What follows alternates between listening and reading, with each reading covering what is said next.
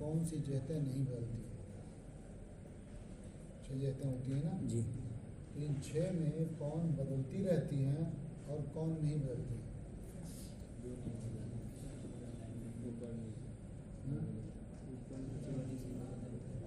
ये नहीं बदलती हैं, बाकी बदलती रहती हैं।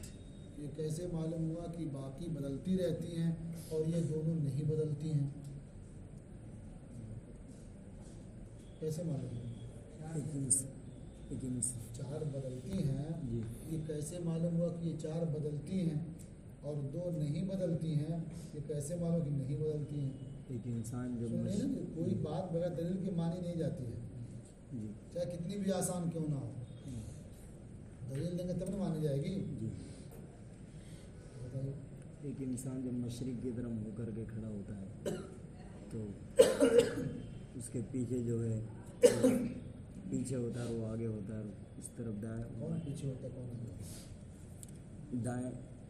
दाएं बाएं उसके अलग हो जाते हैं और मशरिक उसका आगे और मगरिब पीछे हो जाता है। लेकिन जब वो मगरिब की तरफ मुँह करता है तो मशरिक उसका पीछे और मगरिब आगे और पूरा दाएं पश्चिम बाएं इस तरह। मशरिक मगरिब के पूरे पश्चिम के अलावा है यहाँ उत्तर दक्षिण। हाँ? और ये ऊपर नीचे नहीं बदलता? नहीं। जैसे इधर मतलब घूम के खड़ा हो गया, जी। उल्टा टांग दे तब? वो जहत एक ही रहेगी ऊपर। जैसे इधर मुंह था पहले उसका, जी। घूम के उधर मुंह कर दिया, जी। पहले सर ऊपर था, सर नीचे कर दिया, पाँव ऊपर कर दिया, तो वो पाँव का जो है फौक होगा, पहले सर का जहत नहीं बदली। नहीं। वो इतनी बात समझते हैं, कुछ और कर रखा पहले से। 6 जहतें हैं और 6 जहतों में से 4 जहतें बदलती रहती हैं और 2 जहतें नहीं बदलती हैं। 2 जहतें जो नहीं बदलती हैं उन्हीं में एक फौक है और एक तहत है। ठीक है ना? जी। अच्छा, असल में आज बात जो करनी है आप लोगों से ना, वो किसी और दुनिया की, जहाँ तक पहुँच नहीं सकते या पहुँचे नहीं हैं, लेकिन बात तो कर ही लेंगे। बात करने में क्या जाता है? क्यों? बात तो कहीं नहीं कर सकते हैं ना। तो 2 जहतें जो नहीं बदलती हैं वो फौक और तहत हैं। जी। सीधा फौक कहते किसको हैं और तहत किसे कहते हैं? इंसान के इम्तदाद तूली को फौक और तहत कहते हाँ? हैं। इंसान के इम्तदाद तूली को फौक और तहत कहते हैं। ठीक है, मान लिया भाई। तो एक आदमी खड़ा हो गया, जी। गोया उसका सर फौक है जी। और पाँव जो है तहत है। ठीक है। एक दूसरा आदमी उसके ऊपर खड़ा हो गया, जी। तब इसका सर क्या तहत अब भी है या सर फौक है इसका और उसका पाँव तहत है? क्यों? नहीं। तो ऐसी बात बताओ कि ये हद के सादिक है। जब चीज़ बदल नहीं रही है, हालांकि देखो बदल गया ना, यहाँ सर था फौक, वो इंसान उसकी हैत बदली, जहत नहीं बदली। हाँ? वो इंसान की हैत बदली, वो उल्टा हुआ है, सीधा हुआ है, लेकिन जो तय तो जहत तो कहते किसको हैं? अभी जो बताया उसके बाद बदलना पाया गया ना। फौक किसे कहेंगे? जो मरकज़ आलम से गायत हकीकी तक। ये मरकज़ कौन होगा फिर? मरकज़ कौन है? तो फौक को समझना है ना, आखिर फौक किसे कहते हैं? बोलते हैं ऊपर ऊपर बोलते रहते हैं, ऊपर है क्या चीज़? नीचे नीचे बोलते रहते हैं ना, नीचे क्या है? किसे कहते हैं नीचे? गायत बोल यानी जहाँ बिल्कुल इंतहा है, उसके ऊपर कुछ नहीं। इंतहा किसकी इंतहा? कहाँ से इंतहा? मरकज़ आलम से। तो मरकज़ आलम कहाँ है? तो समझ में आएगा?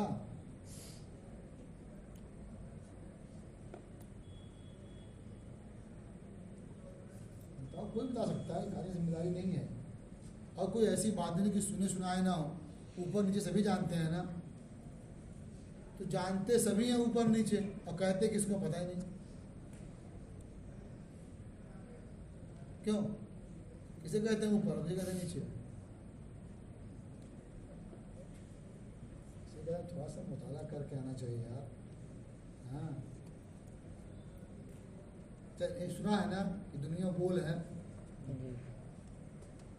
दुनिया गोल है, सुना ही है। ये भी सुना होगा कि ज़मीन जो है ये आसमान से बहुत छोटी है। ये भी सुना होगा कि आसमान जो है घेरे हुए है सबको, सुना है सब, है भी ऐसे ही ना।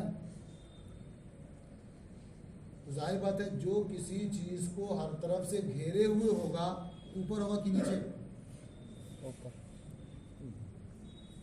जो चीज भी किसी को हर तरफ से घेर लेगी तो जिसको घेरे हुए है उसके एतबार से ऊपर है कि नीचे?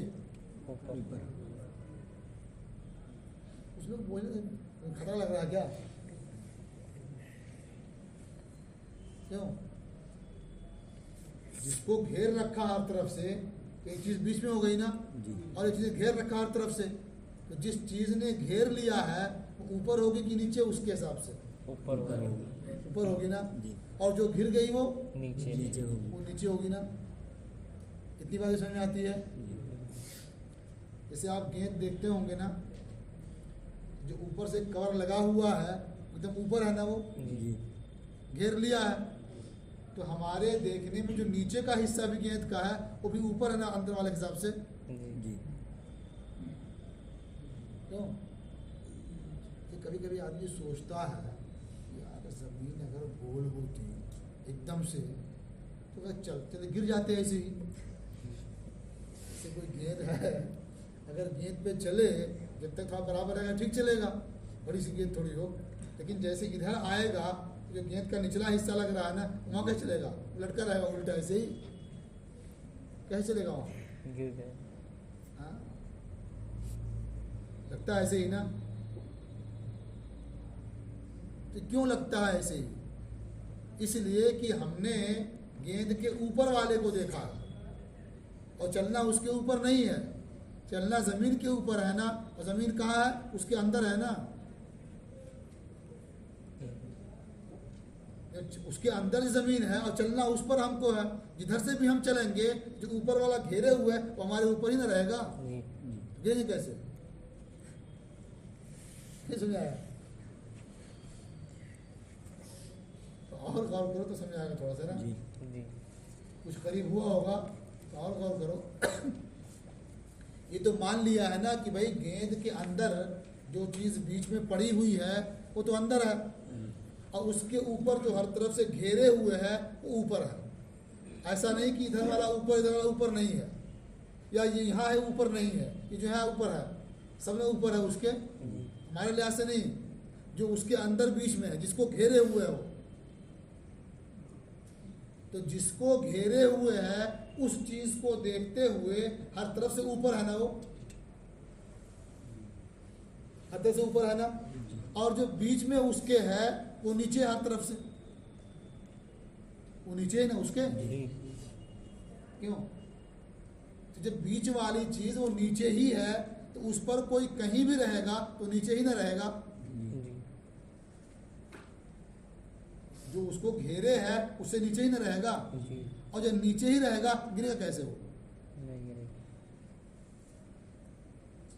भाई गिरता नीचे की तरफ है ना, और जितने तरफा है उसके हर तरफ है वो सब ऊपर है, कैसे गिरेगा वो? अब नहीं समझ आपको? भाई कोई गिरेगा, सकील जिस्म गिरेगा तो कहाँ जाएगा? नीचे जाएगा ना, और जो ऊपर का घेराव है वो तो सब ऊपर है, हर तरफ से ऊपर है ना, कि नीचे है कहीं से? चारों तरफ से ऊपर है ना, तब ना घेरे है उसको, और जो उसके बीच में है वही तो नीचे है जी। तो जो बीच में वही नीचे है, और जब उस पर कोई कहीं भी रहेगा तो नीचे ही ना रहेगा, और जब नीचे रहेगा गिरेगा कैसे? तब गिर के ऊपर तो नहीं जाएगा ना, गिर के नीचे ना आता आदमी।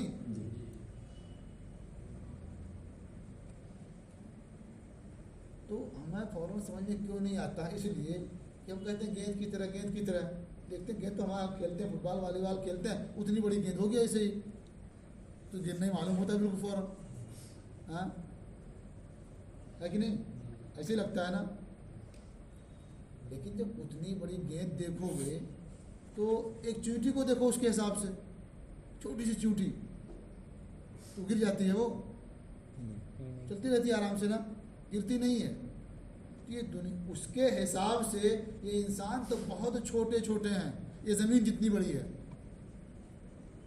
गेंद और चींटी को देखो अगर, तो उसके लिहाज से ज़मीन और इंसान को देखो तो इंसान बहुत छोटा होगा चींटी से भी, समझिए ना। ये ज़मीन जो है ये बीच में है, ज़मीन ये बीच में है बिल्कुल, और आसमान जो हर तरफ से घेरे हुए है, ज़मीन उसके पेट में है। तो ज़मीन पे बंदा कहीं भी रहेगा, कहीं भी, तो नीचे ही ना रहेगा, मतलब आसमान से नीचे रहेगा। अब कोई गिर के आसमान में पहुंचेगा, अगर ऐसे गिरे कि आसमान में पहुंच जाए कितना मजा है, सभी गिर जाएंगे आसमान में पहुंच जाएंगे, समझिए ना। यही वजह है कि हम यहाँ बैठे हैं तो लगता है यहाँ आसमान ऊपर है तो हम नहीं गिरते हैं, तो गिरे इधर नहीं जाएंगे, ऊपर तो जाएंगे नहीं। और वहाँ लगता है आसमान गिरा हुआ है, जब वहाँ पहुँचेंगे वहाँ भी ऐसे लगेगा यहाँ आसमान गिरा हुआ है। तो हम सोचते होंगे वहाँ ना कि जो वहाँ होंगे अगर आसमान उनके ऊपर होगा लटके होंगे ऐसे ही, हम तो ऐसे खड़े हैं ना, वहाँ वाले ऐसे होंगे, और जो उसके बाद होंगे वो ऐसे होंगे, ऐसे लगता है ना। हालांकि है नहीं ऐसा ना, कि आप वहाँ पहुँचेंगे तब भी ऐसे रहेंगे जैसे यहाँ। वजह क्या है कि जो कुछ भी ज़मीन पूरी है ये नीचे है, और आसमान हर तरफ से इसके ऊपर है, और कोई भी गिर के ऊपर नहीं जाता है, गिर के नीचे ही आता है ना। ये वो हर तरफ से नीचे ही है, गिरेगा कैसे वो? बात समझ में आई कुछ? जी। अच्छा, ये तो खैर ज़िम्नी बात थी बताने के लिए कि दो जहतें बदलती क्यों नहीं है। तो जाहिर बात है कि जिधर गिर के जाना है वही क्या तहत है, और जिधर से गिर के आना है वो क्या फौक है, समझिए ना। तो जो आसमान सबको घेरे हुए है, सबको घेरे हुए है, वही क्या है? फौक, समझ रहे ना। और जो ज़मीन जो सबसे नीचे हर तरफ से, वही क्या है? तहत है। तो चूंकि ये फौक और तहत, ये आसमान और ये ज़मीन बदलना नहीं इनको, फौक तहत भी नहीं बदलता है। जो फौक है वो फौक है, जो तहत है वो तहत है हमेशा, समझे ना। तो 6 जहतें हैं, 4 जहतें बदलती रहती हैं और 2 जहतें ये नहीं बदलती हैं। क्योंकि उन 2 जहतों का तयन जो होता है वो आसमान और ज़मीन से होता है, और बाकी जहतों का तयन जो होता है वो जो चीज़ रहती है उसके लिहाज से होता है। आप कहीं खड़े हो गए, तयन हो गया आपके एतबार से, दूसरे खड़े हो गए, तयन उनके लिहाज से हुआ, कुछ सामान रख दिया उसके लिहाज से हुआ। तो और जहतों का तयन ये इंसान या जानवर या किसी के लिहाज से होता है, तो इनके बदलने से जहतें बदलती रहती हैं। और फौक और तहत का तयन जो होता है ये इनके लिहाज से नहीं होता है, बल्कि वो मसलन आसमान के लिहाज से होता है और ज़मीन के लिहाज से होता है। और ये दोनों बदलती नहीं है, इसलिए फौक तहत बदलते नहीं है। समझ में आई? तो अब ये कि ये ऊपर है, खाली यही नहीं ऊपर है, आसमान तक सब फौक ही है, और आसमान से जो भी नीचे आएगा इधर आएगा वो सब तहत है ज़मीन तक, कहीं भी हो। अब तहत में क्या हिस्से हो सकते हैं? तो कम नीचे है, और नीचे है, और नीचे है सभी नीचे, है ना। ऐसे जाएगा ऊपर, सब ऊपर है, कोई कम ऊपर है, कोई ज़्यादा ऊपर है, कोई और ऊपर है। तो नीचे ऊपर होना एक तो असल है, तहत और फौक, और जो बीच में नीचे ऊपर है ये सब इजाफी है, समझिए ना। ये सब क्या है? इजाफी है। तो इसलिए दरमियान में इजाफी चीज़ है तो तब्दील हो सकती हैं। जैसे नीचे जो बैठे पढ़ रहे होंगे ये ऊपर है ना उनके, और आप लोग नीचे है, तो ये इजाफी चीज़ है, वरना सब क्या नीचे है, और ज़मीन से क्या है? सब ऊपर है। आसमान को देखेंगे सब नीचे है, ज़मीन के लिहाज से सब ऊपर है, ऊपर भी है नीचे भी, इजाफी एतबार से। अब बात समझ में आई? 6 जहतें हैं, 4 जहतें बदलती रहती हैं, 2 जहतें नहीं बदलती हैं, उन्हीं में एक का नाम फौक है और एक का नाम तहत है। ये जो आप पढ़ेंगे ये फ़न जो है ये फलकियात के बयान में है, यानी ज़मीन के बारे में सब जान नहीं सकते, अब आज हम लोग आसमानों के बारे में जान रहे हैं। क्यों? आसमानों के बारे में, है ना? तो ये आसमान देखा आप लोगों ने? क्यों? आसमान देखा कभी? क्यों नहीं देखा आसमान? हाँ, किसी ने आसमान नहीं देखा? देखे हैं? अच्छा, बाकी जो देखे होंगे उनकी बीनाई बहुत तेज होगी, है ना? उनकी बीनाई बहुत तेज होगी। आसमान तो बहुत दूर है ज़मीन से ना, तो कितनी दूर होगा लगभग?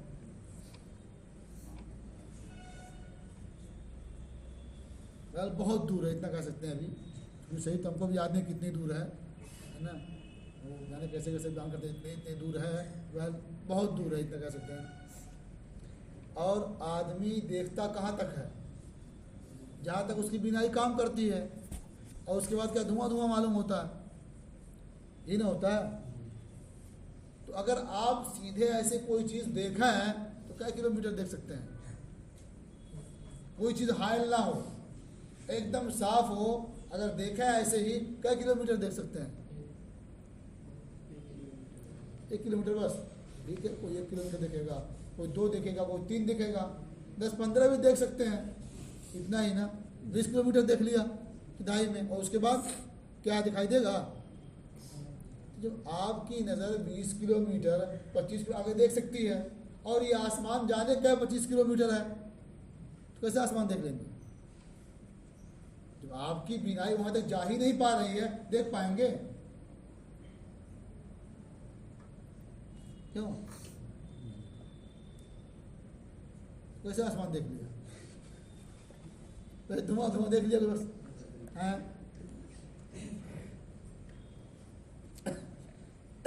तो जिसको नहीं भी देखा कायदे से, उसके बारे में बात कर रहे हैं आज, जो कायदे से देखा भी नहीं है। यही वजह है कि बारिश होने के बाद कुछ और ऊपर तक दिखता है, बारिश ना हो और कम ही दिखता है। बारिश नहीं होती है, धूल बीच में बहुत होती है, फिजा मुकद्दर होती है, तो और कम दिखता है, और जब बारिश हो जाती है तो साफ हो जाती है, फिजा ना ज़्यादा दिखता है।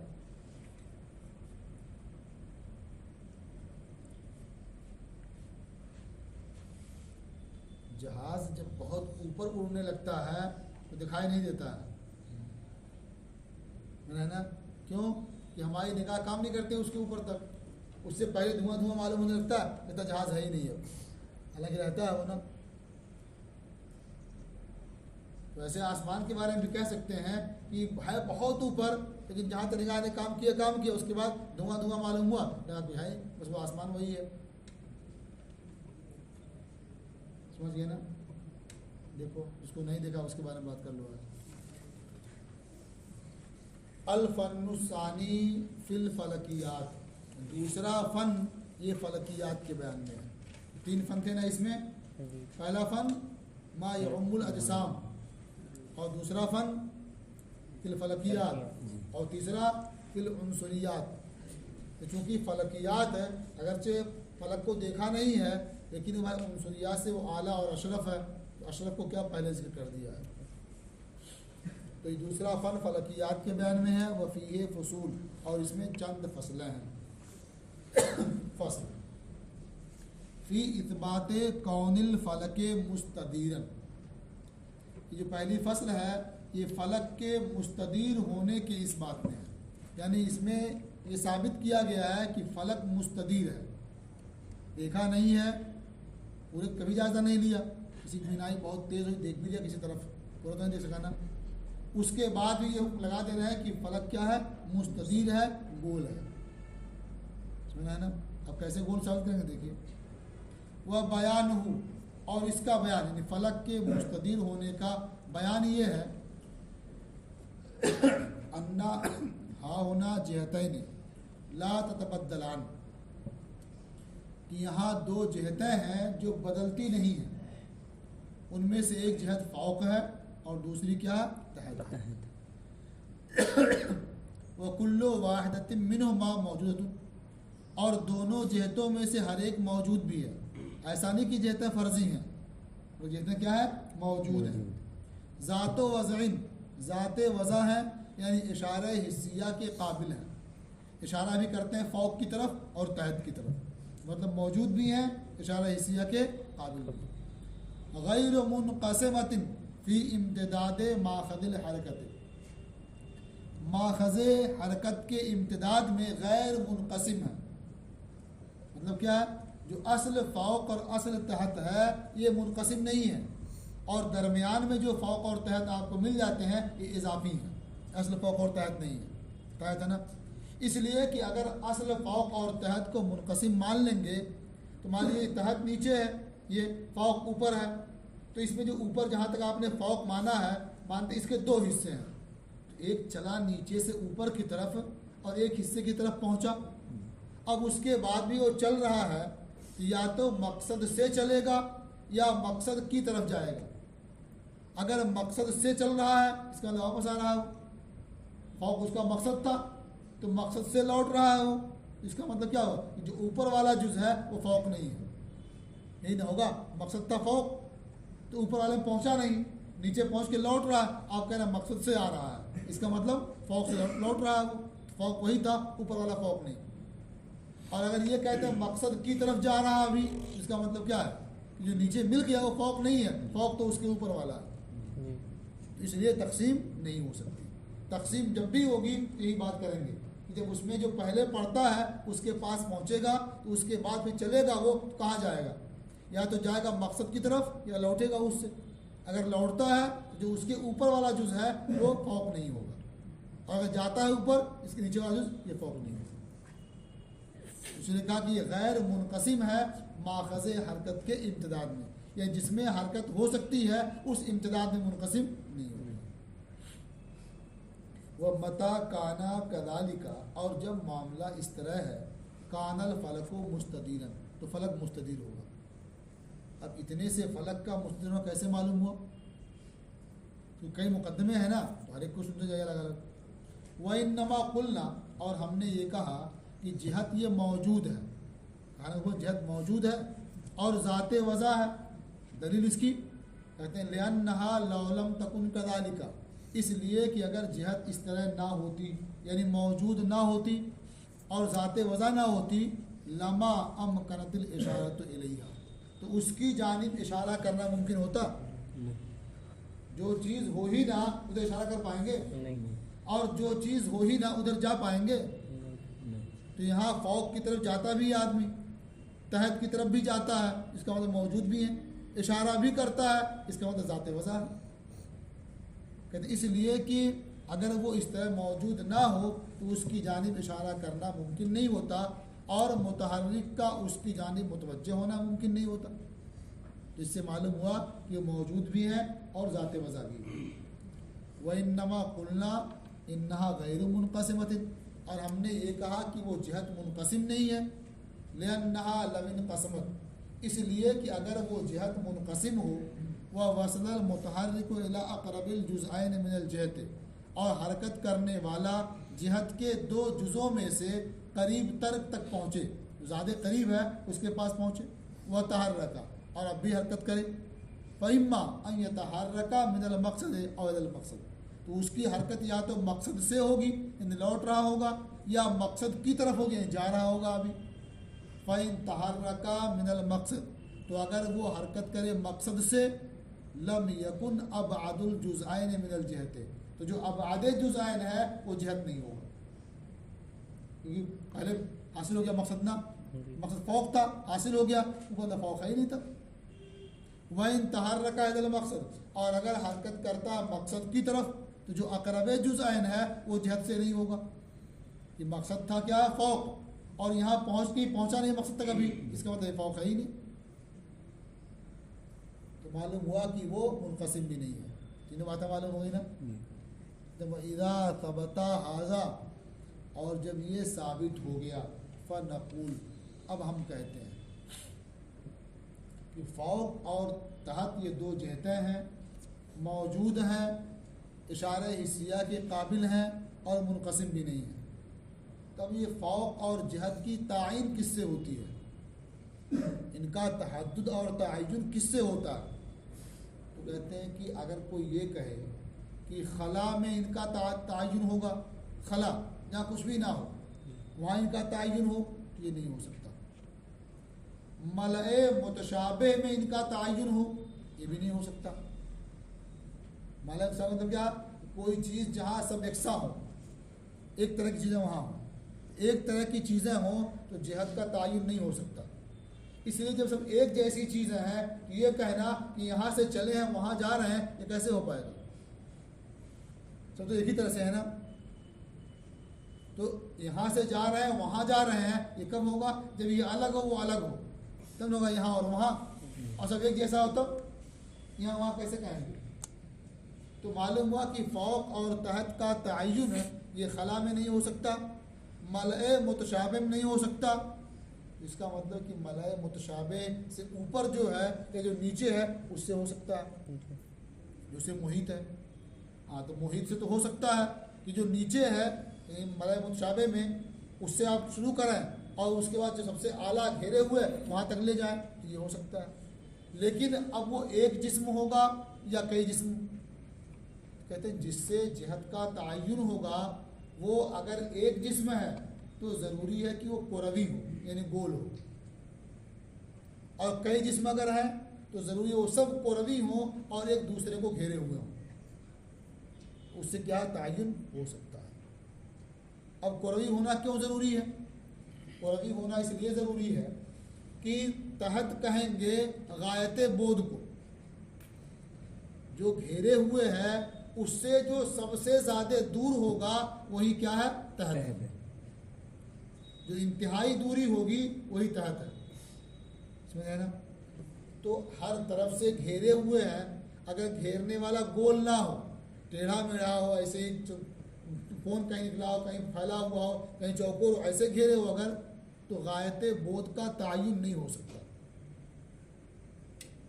जैसे आप कहीं भी दायरा खींचा ऐसे ही, दायरा तो टेढ़ा मेढ़ा खींच दें ऐसे ही, और बीच में एक नुक्ता मान लें, तो कहीं से ख़त खींचेंगे तो नुक्ते तक क्या ज़्यादा दूर मालूम होगा, और जब कहीं जहाँ टेढ़ा मेढ़ा होगा वहाँ से खींचेंगे तो या तो और दूर हो जाएगा या करीब हो जाएगा।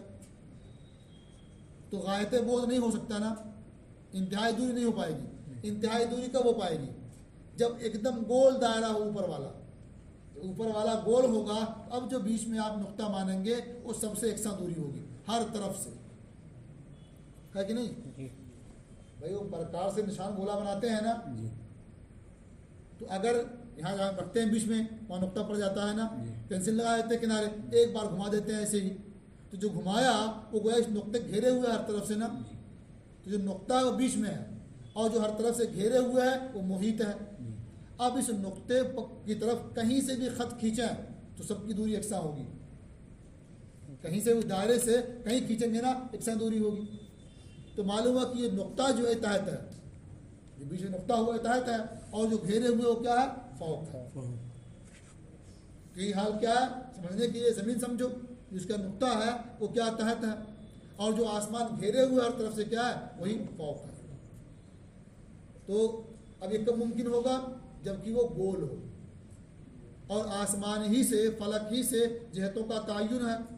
जब वही मुहद्दिद जिहात है उसे गोल होना लाजिम है। इसका मतलब क्या? आसमान जो है ये गोल है, ये फलक जो है ये मुस्तदीर है, गोल है। समझा कि नहीं? जिस जिहत का तअय्युन है अगर वो मुस्तदीर ना हो तो नहीं हो सकता, है उसी से, इसका मतलब मुस्तदीर है।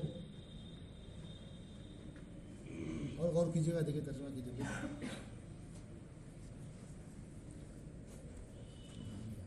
वो इदा तबता हाजा, और जब ये साबित हो गया, अब हम कहते हैं कि ऐसा करो, यही छोड़ देते हैं ना, इतना बाकी हो भी नहीं पाएगा, इतना इसके बाद समझ आएगा, कुछ गौर भी कर लेना।